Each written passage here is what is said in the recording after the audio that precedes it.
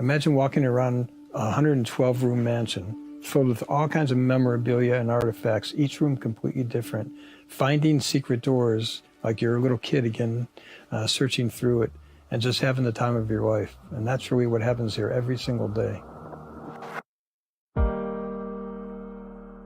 My name is Ted Spiro, and I'm the president of the Mansion on O Street and the O Street Museum Foundation.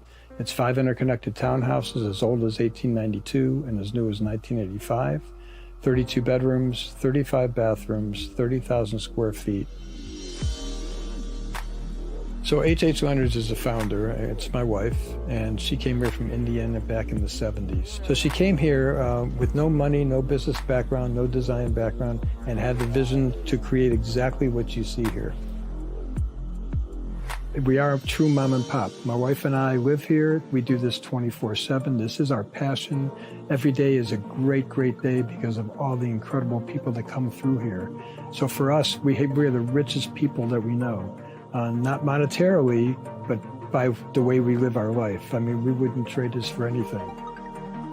Many people have come through these doors, including Mrs. Rosa Parks, who spent about 10 years of her life here whenever she was in Washington, D.C., as part of our Artists and Heroes in Residence program, which is a big part of what we do here. It's a magical house. People walk in the front door and they say, "Oh my goodness, what is this?" And they haven't even seen the house yet. You have no idea what you're walking into. And because there are so many rooms and each room is completely different and filled with all kinds of memorabilia and artifacts, something here has to remind you of your past in some way. There's dates and heights on this doorway. That's kind of cool.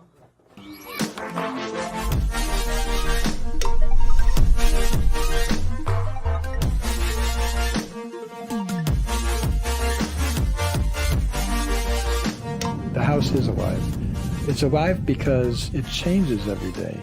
Things are donated to us all the time. We sell things all the time, so the rooms change all the time. You can walk in here a week from now and it'll look completely different to you, and you'll get a whole different experience.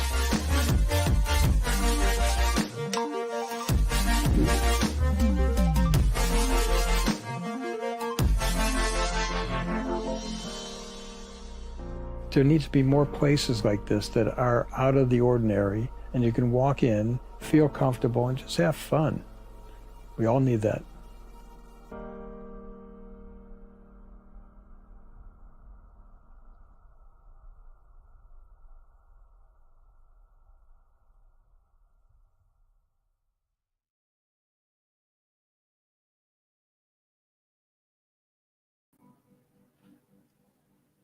Hey everybody, welcome to the amazing mansion on O Street and the O Street Museum.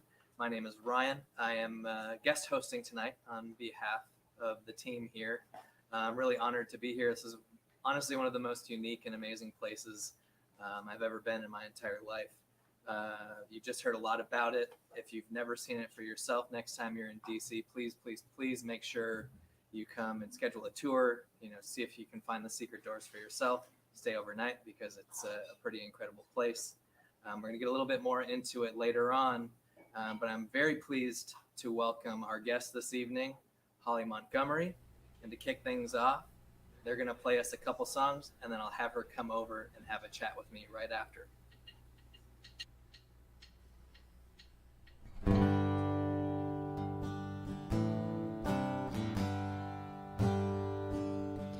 I wait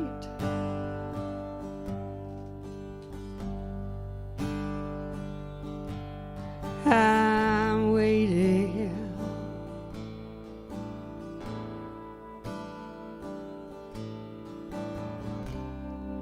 for change, so I wait for nothing.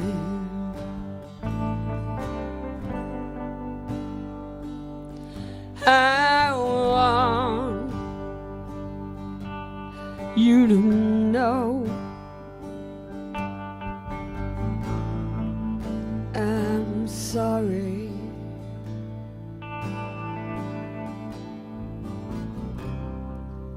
To go,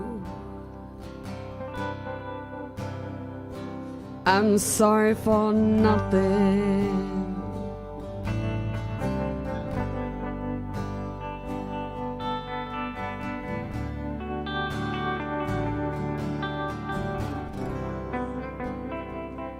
I'm sorry for nothing.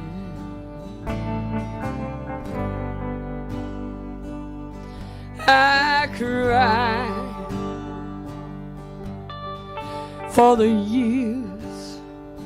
Oh, I cry, my dear. I cry. I cry for nothing.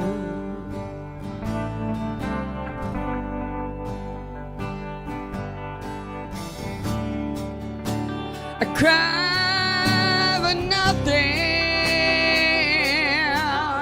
and nothing cries for me. Oh, I'm nothing.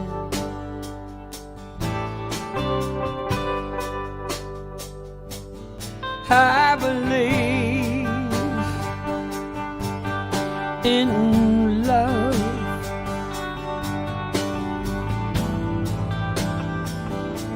I've seen it come.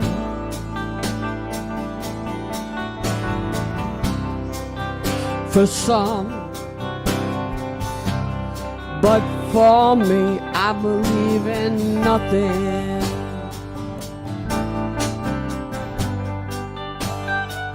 So I dream the brightest dreams, oh, in my head, they nag at me.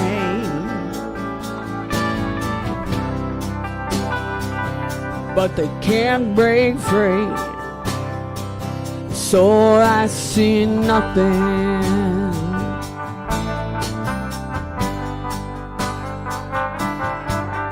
My waiting, wanting, my crying, and my believing, my dreaming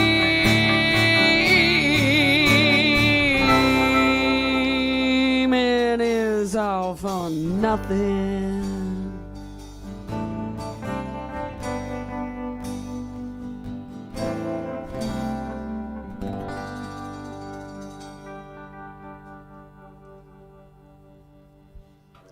Thank you, thank you. Here, I'll take that, I'll take it.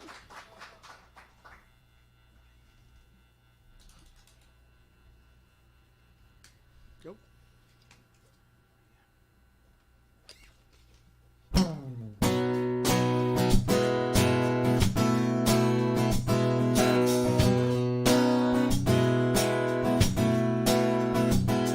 Oh, I've been lately thinking about the smile I have to wear, about how I still want to be heard and how many things aren't fair, and about how I like nobody but still love everyone, and about how I beg God to have my day in the sun. Oh girl, burn it down, burn down your dreams. Oh, save yourself, no breaking down. Oh, you could be free. This is your fair warning. Yeah, this is your reprieve. Oh, stay here and experience the burning down. Gonna burn it down.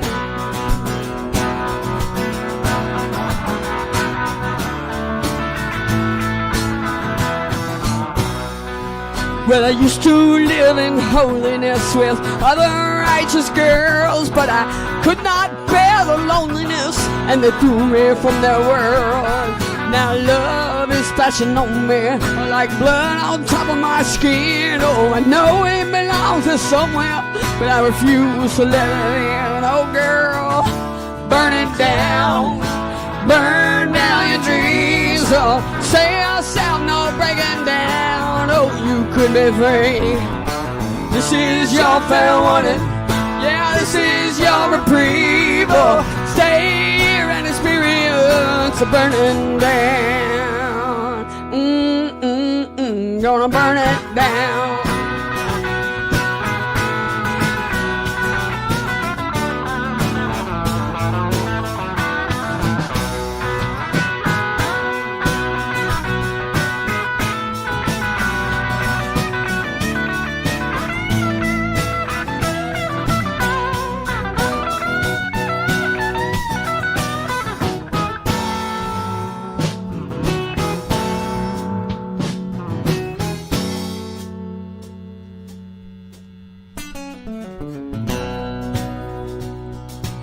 bleeding heart of my youth is hard as a stone, and what's left of it beats bereft, it works better on its own. The lifetime in no man's land, I'm quiet as a desert sand, but tonight I'll sing my heart out and I'll lay it in your hand. Burn it down, burn down your dreams, or say yourself no breaking down, oh you could be free. This is your fair warning, yeah, this is your reprieve, or stay here and experience the burning down with me. Stay here, you'll experience the burning down with me. Yeah, stay here, you'll experience the burning down. Gonna burn it down.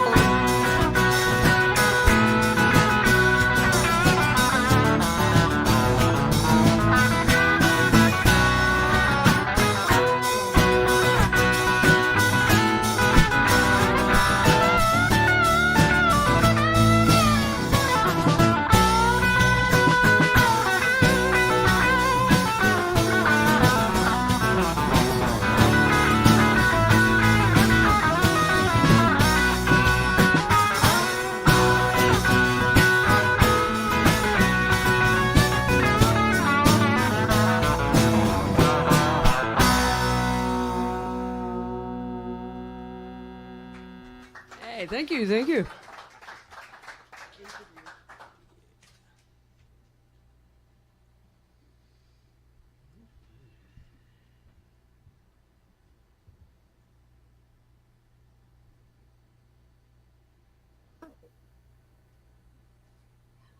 All right, here we go.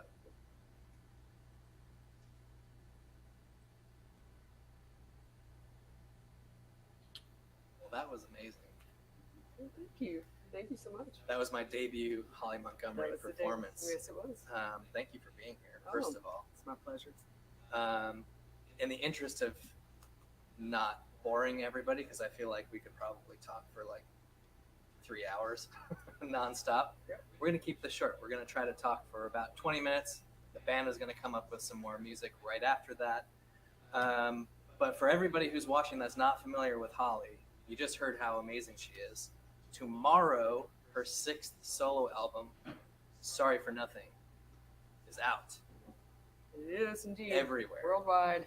There will, if you go to Holly Montgomery Music, you can find the links where to find it. Wherever you listen to music, you will find it there at midnight tonight or when you wake up tomorrow morning. I wanted to touch a little bit on the new music first and then go backwards, talk about where you came from, bring us back to today. All for Nothing is the first song that you released Right. from this album. And the thing that struck me the most, that was the first song I heard from you. Oh, okay. There's so much emotion. It's so much just power in your voice. And for me, when people ask, like, what do you like most, or what do you look for most in a musician when you're listening to music? And it's, can you tell that person is telling an authentic message? Oh. Is it something that they're, that's just bottled up inside of them that just needs to explode and come out in song? Or is it, the algorithmic version Yeah, of I a know. song, right? Right. You are the quintessential, like, perfect songwriter for me. Like, I think you're my favorite person right now. Thank you. Thank you for that. and that's the interview. Thank you for joining you. us. No, but That's all I needed to honestly, hear. it's, I think everybody in this room can hear it. Everybody can feel it when you see it in person. It helps that your band kicks butt as no well. Kidding. No kidding. All Um, props to the guys. Yeah, no doubt yeah. about it. It really sounds incredible. Thank you. Thank you so much. And I'm excited for all of you to tomorrow to hear the full album because it's really wonderful. Going back in time, you grew up in a musical family. I did. Your mother was a country artist, correct? Right. And then dad is a classical pianist. Right. And here comes this ball of energy. That You mean divorce? Is that what you mean? No. Oh, Not that. You. Oh, me. And your first band was a prog rock band? Yeah. So when I was a teenager, as so many of us did, my older brother was a huge Yes, and and Queen and Zeppelin fan. So I wanted to do what he did, and he had this band called Dorothy Boy. I mean, you can still find this stuff. It's on YouTube and stuff. Oh man. Go listen to it. It's incredible. I listened to it. So I was 14 when I joined that band. I played keyboards in that band, and it was just for me. It took a lot of years before anything that I did matched that band. Interesting. I mean, I went out. I moved to LA. I did all these things, played in all these great bands, but it took a long time. We have a few similarities. One that we discussed earlier. She was a trombone player. I was a trumpet player. But I remember when I was, I honestly think I was in first grade, and I was in like the general music class in school, and for whatever reason, my teacher wasn't there that day, so we had a substitute. And the substitute happened to be the lead singer of like a gigantic cover band where I grew up in Northeast Wisconsin. And he showed up and he was like, I wasn't expecting to teach today.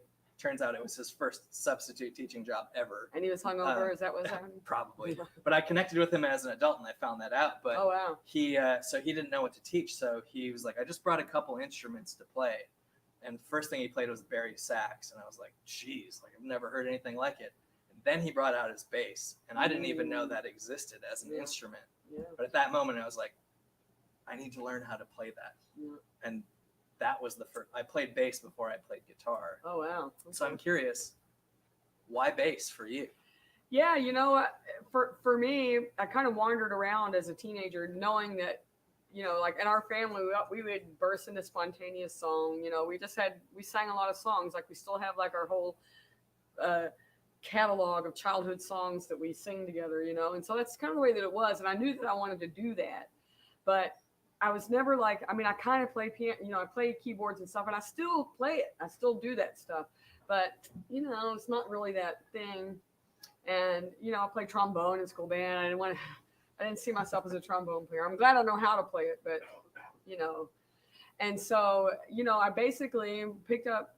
I have a stepsister who had her boyfriend's band was practicing in the basement, and they left their stuff plugged in, and I went down and picked up a bass and it was really one of the most epiphanous moments of my life, because I didn't even put two and two together until that moment, that when I listened to songs on the radio, I was always learning the bass lines. So like the first time I picked up a bass and figured out what it was, I played bass lines to all of my favorite stuff. I went through like what I could play of Zeppelin and what I could play of Rush. Like the first thing I played was boom, boom, boom, boom, boom, boom, boom, boom, boom, boom. Like going, oh my gosh, this is what I should be doing, and I've been doing it ever since. And did you figure that out by ear? Because that's not an easy bass Well, line to start with. I mean, when you're a kid and you're obsessed with music, I was obsessed. I wrote down the lyrics to all my favorite songs and notebooks, and just I was obsessed with it. Unfortunately, the live stream audience did not get to witness this, but I did as a special request. Fast forward a few years, you moved to Los Angeles to pursue music full time. Yeah, I wanted to become a star. Sure. So tell us about that song that you just played, because I said to her afterwards, and I said I heard a lot of Bruce Dickinson in your voice. Oh. Which, if you're not familiar with Bruce Dickinson, he is the lead singer of Iron Maiden. Again with my favorite guy in the world. But so I moved to LA and I did this or that, and I played bass with different people, and I had some really cool things. And then I formed my own band. But I wrote this song once I formed my own band, because I was remembering that not long after I moved to LA, I had an audition for, I'm not going to say who it's for, and it was for a very, very, I mean, I could have done the gig in my sleep, but it's a national act. And I walked out onto stage to start playing my bass, and the guy he says, "Too fat, next," And I mean, I weighed less than I weigh now. He's Be watching. nice. He's Be nice. definitely watching. So and it was devastating to me, because it was like, wow, it's like you can think you're too fat or you're too this or whatever, but he didn't give a crap. Right. Like what that was going to mean to like a 20-year-old who was living in her truck. He didn't care. And that was really bad. It took me a while to get over that and really go back out and start doing auditions and stuff again. But I wrote a song about it, so I got that out of it at least. Not a nice girl. Yeah, Yeah. it rips. Yeah. Can we find that anywhere? Oh Or yeah, is that- it's you can get it on Pandora and Spotify and YouTube everywhere. Yeah. awesome. Check it out. Everybody check it out. So you now live in the DC area, I do. which is where we are right Mhm. now. What brought you this direction? There was a certain point at which, you know, I had this deal and that deal, and you know, I had a deal with a pretty big label, and I had a really great band, the band that recorded Not a Nice Girl, and you know, it was one of those kind of bands where we had record label people at every rehearsal, you know, and all of that kind of stuff, and we just thought that we were having a go at it. You're like, this is it, you know. I had a manager and a producer, and this is it, and about a year and a half into it, I got a phone call, you know, say, hey, you know, let's have a meeting. And I went into their office, and they told they told me, well, you know, you've turned 30, you know, it's too late for you. Sorry, you're gone. You know, so what do? You know, you can't Right. as a musician when, you know, go, well, I'm gonna sue you, and you're gonna. I mean, it doesn't work. You know, you pretty much have to do what they say. I mean, there's no recourse for that. You know, so I don't know. It's just at a certain point, I was like, man, if I don't do something meaningful with my life, you know, you know, I mean, I love music, and I've always been obsessed with music, but the music business is tough on people. It's tough. So I just wanted to do something different. I had a friend in LA. She became my friend. She started as a booking agent, and she booked us all over town. I mean, I played all those places, the House of Blues, really regularly, which RIP, House of Blues. Yeah. And, you know, the Whiskey, we played at the Whiskey all the time. I have whiskey stories. Oh my God. You know, all of those places, the Viper Room, all of that stuff. We were doing that stuff all the time. And it just got to a certain point where it was like, I guess in a way, I both believed them when they said, when you're a female and you turn 30, there's no hope for you in this business. And I also was like, well, screw you. Yeah. You know, I'm not gonna pretend like I'm something that I'm not. And I moved here and took a few years off, frankly. And when I came back into the scene, what I didn't know is that there was so much going on here. You know, I literally went to one gig and played a couple of tunes and got a bunch of gig offers that night, and I've been working ever since.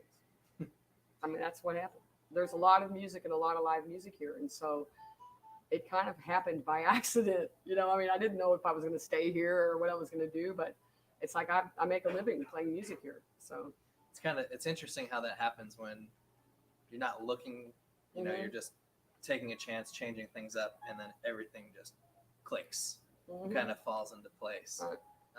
And I'm happy to say you proved basically all those people wrong, because you're awesome. You're incredible. Thank you. And if you're in the DC area, every Tuesday, Basin Street Lounge, 219 King Street, right? Yes, exactly. In Alexandria. So make sure you check that out. It's our home base here. So last night you had your album release show We at did. Jam and Java. Mhm. New album, again, if you're just joining us, comes out tomorrow. Sorry for Nothing. It'll be on all streaming platforms. Head to hollymontgomerymusic.com to find out more on that. Tell me a little bit about this record. What does it mean to you? Like, what brought you to this point? Well, when I first started like coming up with songs for this record, I knew I wanted to do something different than I'd done before. I didn't want to release another record, especially because I was doing it indie at the time, and I didn't want to release something that sounded the same as what I'd already done. So, but I didn't know what that meant, you know, because I am what I am, which is a rocker chick. You know, what can I say? That's what I am. And so, you know, I was like, okay, what am I going to do? And what happened was the song that I played, All for Nothing, I wrote, and it's so different because I wrote that song because I had been introduced to this incredible English band called London Grammar. And probably my favorite band in the last 10 years that I've ever listened to. And all of their songs have this massive amount of space in it, you know, and I was so impressed by that, you know, especially coming from the prog background that I came from, where, you know, a million notes a minute. And so I wrote that song, and then I thought, you know, I wonder if I could do it like them. Of course, I don't sound anything like them, you know, but the idea of the way that they pulled their songs off. And so I was like, okay, well, I'll try that song. And I recorded it. I did a thing, and then I brought Buddy in and said, Buddy, do something with this song. And of course, Buddy did his magic on the song. And I mean, a long story short, I played it for Dave Darling. He was like, do more of this, do that, do that, do that. I was like, really? Do that, do that. And I was like, okay, I'll give it a go, And so I guess through conversations with him and that, I just decided to do an album that was really vocal and lyric focused, because everybody looks at the vocalist, but I always, I don't know, I'm a rhythm section mentality, so this one I tried to make it definitely more about vocals and lyrics. And yeah. I mean, it's stunning. It's awesome to hear the dichotomy of like the powerful voice that you have with the laid back, so like you said, there's so much space in it, and not silence, but in a sense, silence in comparison to some of the stuff that we listen to, and probably some of the stuff that you played when you were younger. Yeah. But it's a really beautiful record, and I can't wait for everybody to check it out. It is out tomorrow. Sorry for Nothing on KZZ Music. You will find it on all streaming platforms. Again, HollyMontgomeryMusic.com. I don't want to keep you here for too long, so I'll let you go back to the band to get ready to play the next song. Okay. I want to talk to everybody watching a little bit about this amazing place that we're sitting in right now. We have the band over here that you're going to see in just a second. We have about 10 special guests that we invited to join us this evening. But the Mansion on O Street and the O Street Museum is honestly the most difficult thing to describe. You just need to be here. This is my 5th or 6th trip. It's just a really special place. You come in here and you see the vision of the founder, H.H. Leonard's, who you will see a video from right after I get done rambling. This entire place is her vision. Every single room you walk into, she placed every item. Everything is thought of and is on purpose. It's really remarkable. Everything is donated. Everything is for sale. You come in here, you want something to go home with you, you can either carry it out the door or they'll ship it for you. I've never been anywhere like it. I brought a group that I work with here last night, and their heads were spinning the entire time. You'll find everything from signed guitars to amazing rare artwork. Rosa Parks lived here for a number of years during her life. I'm literally looking at her Congressional Medal of Honor in a case off to my right. It's a museum, it's a hotel, it's a maze. As you heard earlier, there's 80 secret doors. It's incredible. The most incredible thing, though, is the founder, H.H. Leonard's, and her husband, Ted Spiro.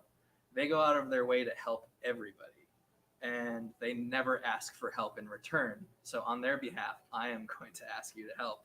If you look right down here, head to the omuseum.org/donate, and please, any little bit helps. This place is really amazing. They help everybody from musicians and creatives to soldiers, you name it. Anybody that needs assistance, they're always the first people to help. A really great example of that is during the pandemic, they took one of their garages here and turned it into this amazing dining room so they could reach out to their neighbors here that own restaurants who are not able to operate and say, hey, we opened this garage door now, it's technically outside. Please come use our kitchen, do private dining here. And they just did that out of the goodness of their hearts because that's the type of people they are. If you know them, you already know this. If you don't know them, I hope you get the chance to meet them in the future. Head to omuseum.org and please donate if you can. Before we get back to some music, we're going to play a quick video to hear from H how this all started, which is another incredible story. This place is truly magical. It's so inspiring. We hope to see you here soon, and thanks for tuning in.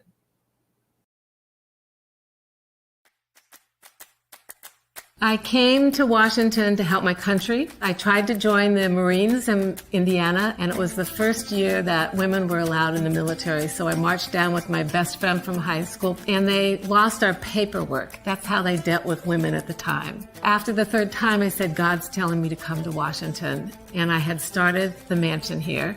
Being a single woman, you couldn't get lines of credit, you couldn't get loans. And I just said, credit cards are it. Applied for 48 cards. $500 from some, $750 from some, $2,000 from others at between 21 and 28%. Didn't matter, if you have nothing, why not? I had tried to interview for a job with advertising agency, and he said I wasn't qualified. Was invited to an event. There were 2,000 people there, and there was one person in the center of the room that looked really interesting. It was the chairman of the board of Ogilvy and Mather, which was quite extraordinary, and talked for 2 minutes. And he said, you have more ideas than anyone in my creative department. If you ever come to New York, come see me. I want to hire you. So 2 days later, you better believe I was in New York. I sat in his office and he said, any concept that you come up that my creative department doesn't, I'll pay you what I think your time is worth. He started sending these gargantuan checks. So I helped Ogilvy create cause-related marketing because that's always been near and dear to my heart. You are born to do certain things in your life, and I always felt my role was to help other people. One of the projects was with American Express. He called me up and said, we need to do a national campaign that has no downside. You've got 8 hours. So I was on a flight to New York, and I happened to open up Time magazine, and there was a picture of the Statue of Liberty. And I went, bingo. I got to write the check for $1 million that went to the Statue of Liberty. That was the first corporate donor they got to restore it. What happens inside the walls of the O Museum and the mansion is really quite extraordinary. And it's about dare to be different. Anything is possible. It's pure magic. Everything we do goes back to helping other people. We are a nonprofit. Every year we've given away 600 to 1,200 rooms here, so it's a lot of people have been able to stay here. One of my favorite guests got a phone call from Detroit that Mrs. Rosa Parks had been beaten up in her home. She didn't want to go home right away. They flew her here right from the hospital. They thought she was going to be here just a few days while she healed, and I just bonded with her and became very close friends, so she stayed much longer. And I learned so much from her.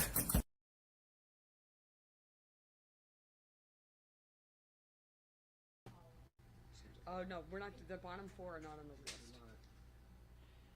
Hey there. We're going to do our next song for you. It's called Looking for Lancelot.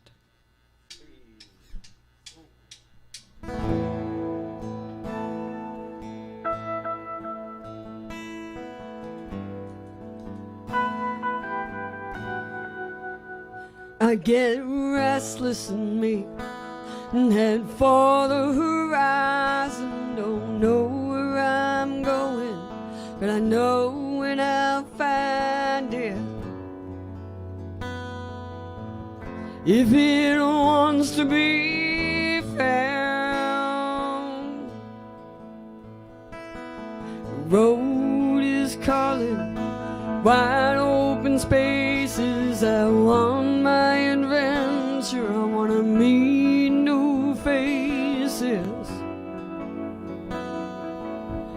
I don't want to let you down, but I'm stuck in the romance of what's in my blind spot. Why can't I make peace with all of the good I got? It's like I married King Arthur, but I still want Lancelot. Oh, I want Lancelot.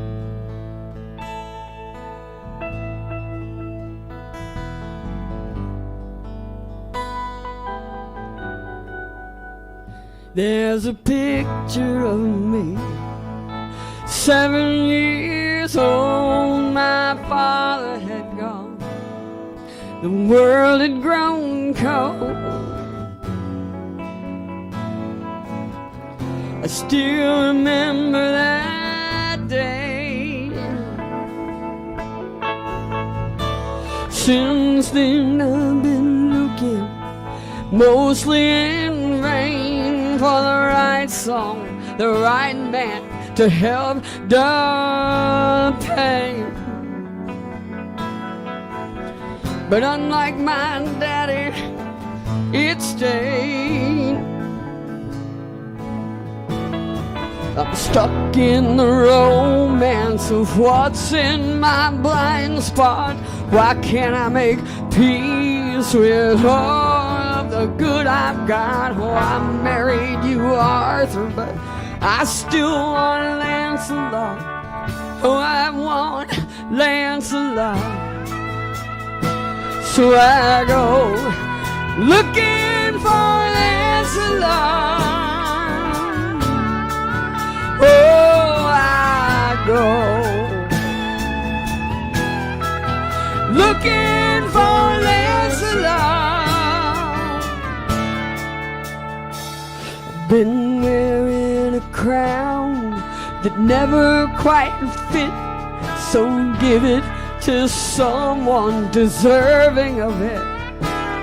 But don't call me Guinevere, don't wanna fail or go down in history, a cautionary tale, or under the arms of another addiction. I call it adventure, but it's sad and it's fiction. I wanna know love, I wanna know freedom, but those two things don't get along. Am I here when I need them? I gotta do something, but what I don't know, I don't want to torment you, so I guess I'll just go and keep looking for Lancelot. But I know there's no one named Lancelot.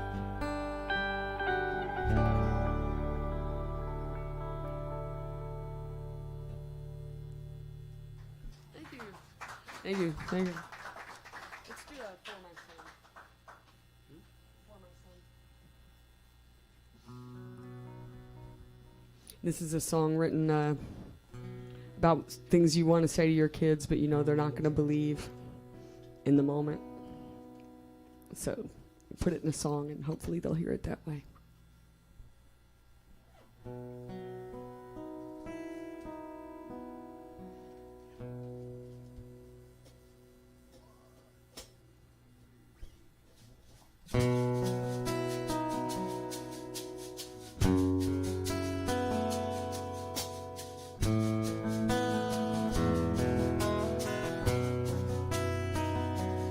By your strength, by your sweat, by the loyalty you never forget, you will prosper. By your honor, by your ideals, by the way you care how others feel, you will conquer. And I swear one goes around will come around, and this whole world will give up its grace and rain blessings down on your face, and the dark clouds will clear. I believe it and I have no fear when it comes to you. I have no fear when it comes to you. I have no fear. Don't give up when life's not fair, 'cause you'll get back what you put out there. Don't be jaded, and don't take liberties if you're not free, 'cause whoever you lie to, you lie to me. Your word is sacred, and I swear one goes around will come around, and this whole world will give up its grace and rain blessings down on your face, and the dark clouds will clear. I believe it and I have no fear when it comes to you. I have no fear when it comes to you. I have no fear.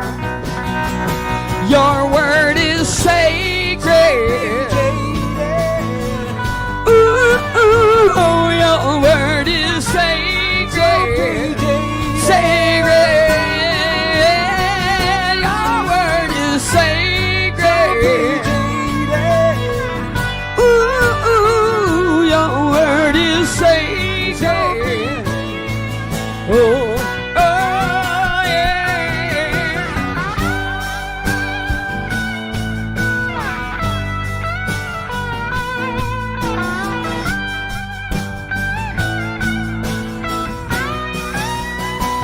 And the soul will give up its grace and rain blessings down on your face, and the dark clouds will clear. Oh, I believe it and I have no fear. Maybe not today or tomorrow or this year, but I believe it. I have no fear when it comes to you. I have no fear when it comes to you, boy. I have no fear when it comes to you, boy. I have no fear, no, when it comes to you, boy. I have no fear, and I'm so glad that you came here.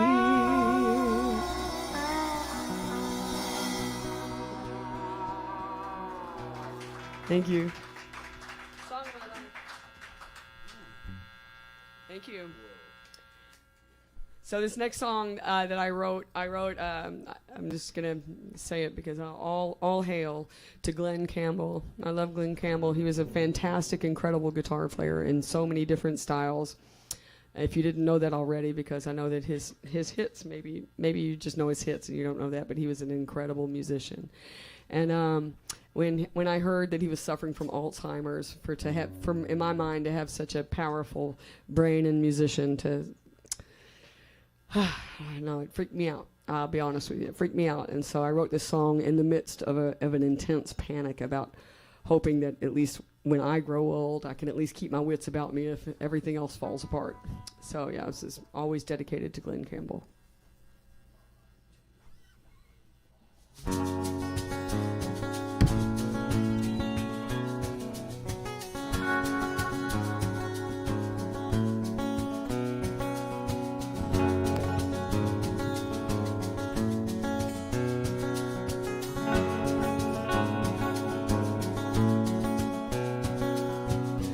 Where will a soul like mine find shelter?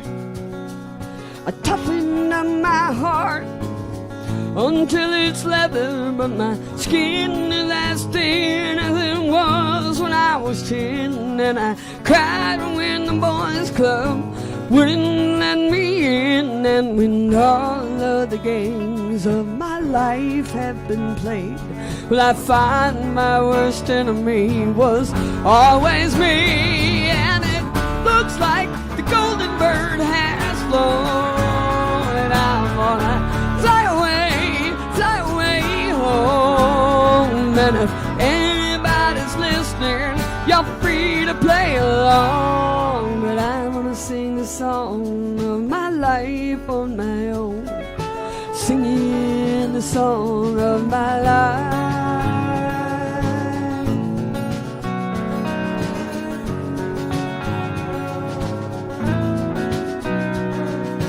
Tell myself I'm doing it for the children, what I wouldn't do for them.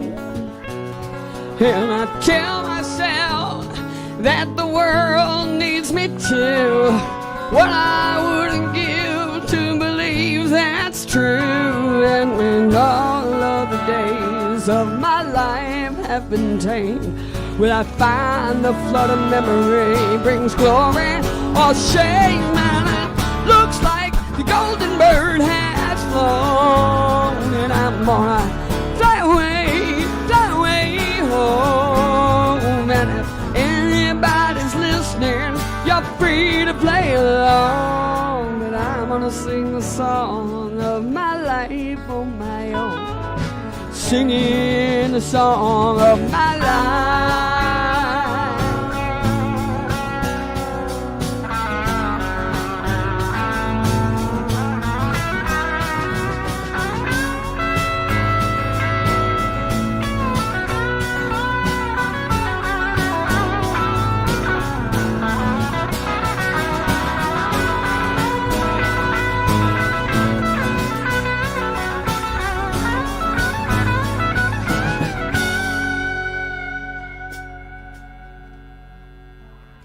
I hope with age there will be wisdom, and not all of my dreams go deaf and dumb, and that my imagination soars farther than before, until the wheels of time carry me right up to that heavenly door. And it looks like the golden bird has flown, and I'm gonna fly away, fly away, fly away home. And if anybody's listening, you're free to play along. But until then, I wanna sing the song of my life on my own. Singing the song of my life. Oh, come on, baby, sing it to me, baby. Sing it to me, baby.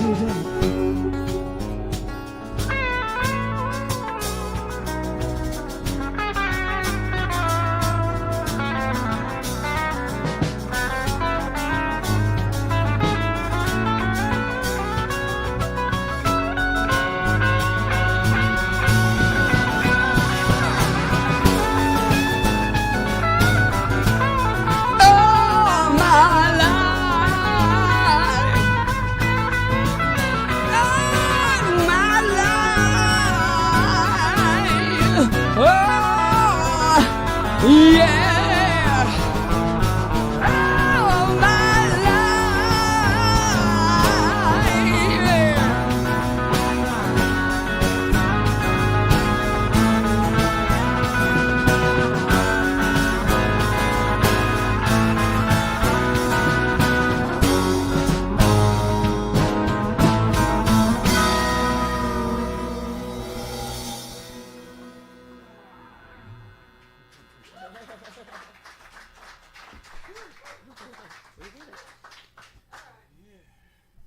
Okay, so the next song, yeah, I wrote it to be funny because it is funny. It's a little tongue-in-cheek song, but is that still allowed these days? I hope it is. But anyway, it's my little protest song. I don't like to write protest songs, but I feel like at least if I do write them, they can be funny, right? I can write funny protest songs. So this one is my little protest about the state of American health care. So anyway, you'll figure it out.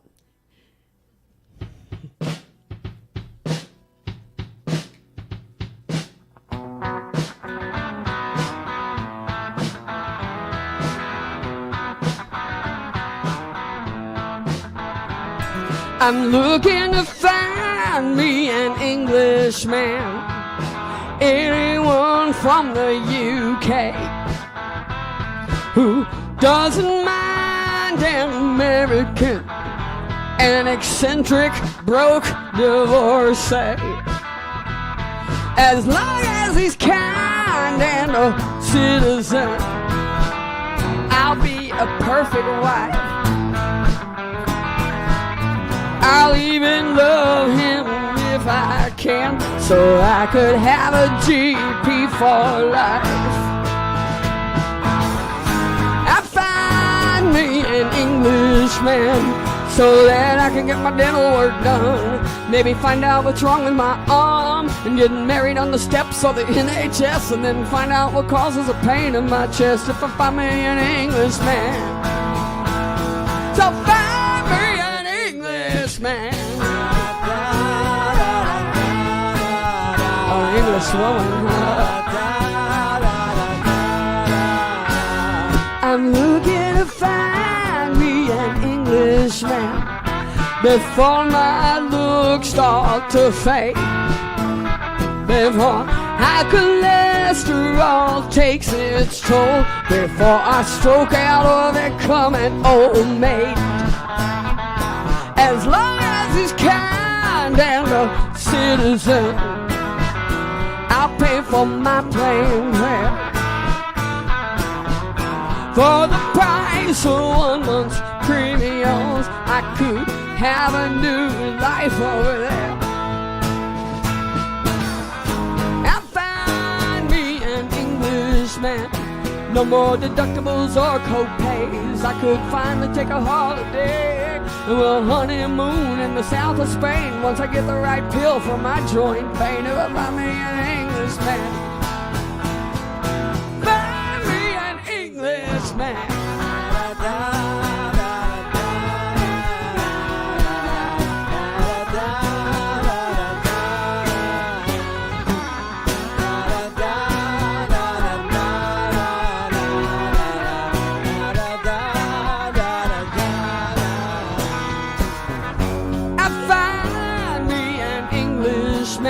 So I won't be praying for miracles, and I'll have a yearly physical, and I won't lose my house if I'm sick in bed, or have to keep working or I drop dead if I find me an Englishman. So find me an Englishman. Find me an Englishman. Hey, you could be my little Welsh rare bit. Baby, if you're wearing a kilt, honey, I'm good with it. Said I don't want no more co-pays. No, no, no, no. Hey, my little Welsh rabbit. Come on. Are you wearing a kilt, man? Come on. I don't want no more co-pays. No, no.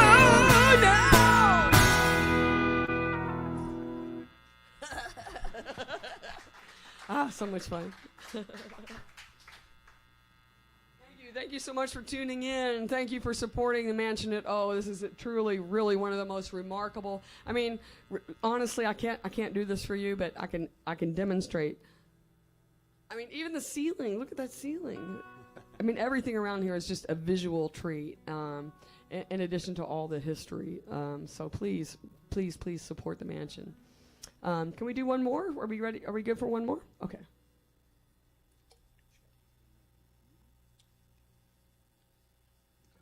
Yeah.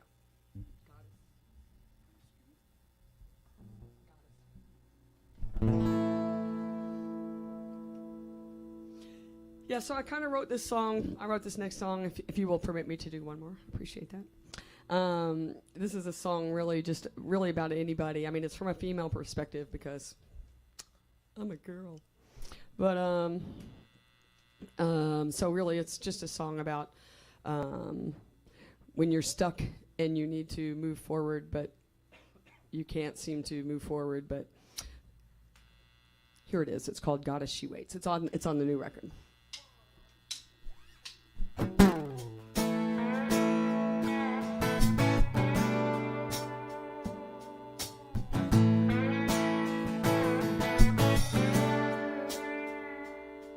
Every time you see yourself and say that you used to look better or you could have done better, every time that message replays that you used to look better or you could have done better, every time you question what you're worth, 'cause you should have worked harder and you could have been smarter, every time you feel swallowed by the earth, because you should have worked harder and you could have been smarter, then the goddess she waits.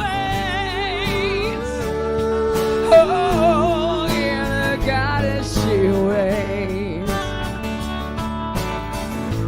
Yeah, the goddess she waits. The goddess in you is waiting.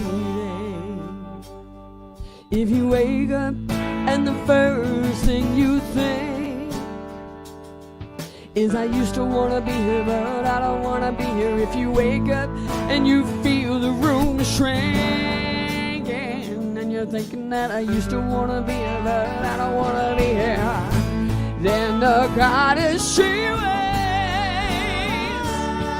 Oh yeah, the goddess she waits. Then the goddess she waits. The goddess in you is waiting. The goddess in you is waiting.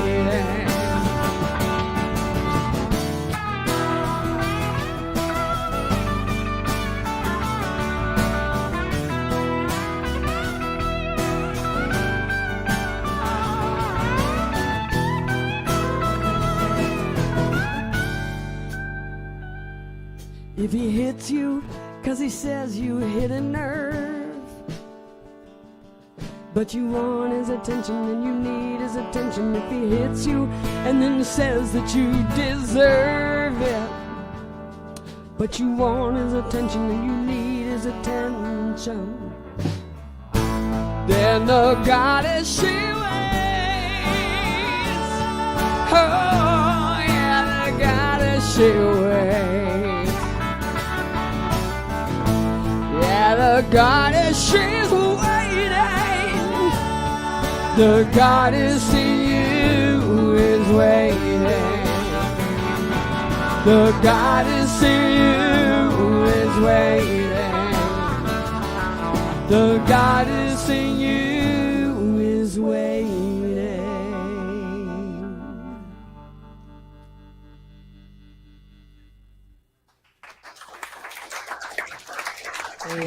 It's Betty Spear, Alan Stiles, Andy Hamburger. I'm Holly Montgomery. Thank you so much.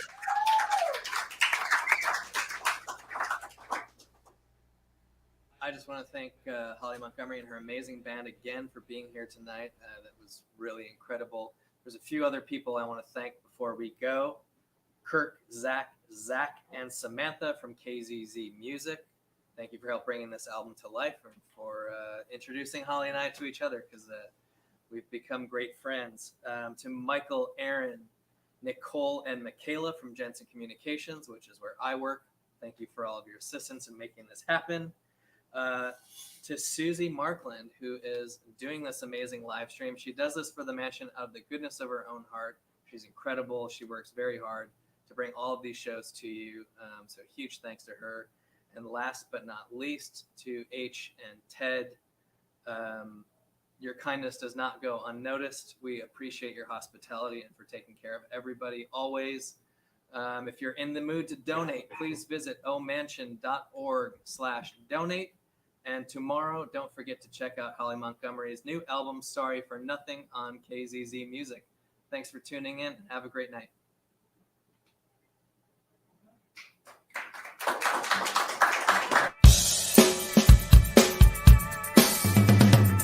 You should make your way to an extraordinary day. The mansion on Old Street. The mansion on Old Street. Much to your surprise, a museum comes alive. The mansion on Old Street. The mansion on Old Street. Photographs and paintings fill up every wall, ceiling, and floor. There's a whole world of surprises behind every